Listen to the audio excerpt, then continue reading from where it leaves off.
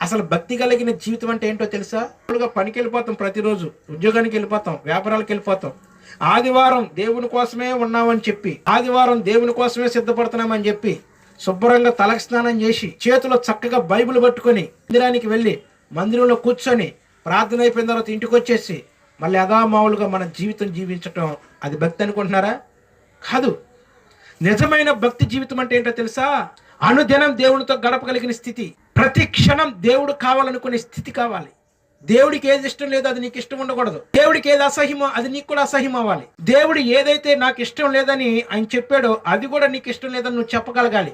ఉదాహరణకి ఫినెహాసుని చూడండి. ఫినెహాసుకి దేవుడికి ఒకే సంబంధం కలిగి జీవించినట్లు దేవుడు ఫినెహాసుని మెచ్చుకున్నాడు. బల నమ్మకమైన దాసుడు అన్నాడు. ఎందుకని? దేవుడికి ఏదైతే ఇష్టం లేదో వ్యభిచారం చేయటం, అదే వ్యభిచారం చేయటం ఫినెహాసు చూసినప్పుడు తన బల్లం విసిరేసి ఇద్దరు వ్యక్తులను చంపినప్పుడు ఆ ఇద్దరు వ్యక్తుల నిమిత్తం దేవుడు ఏమన్నాడు తెలుసా? అలే నమ్మకమైన దాసుడా.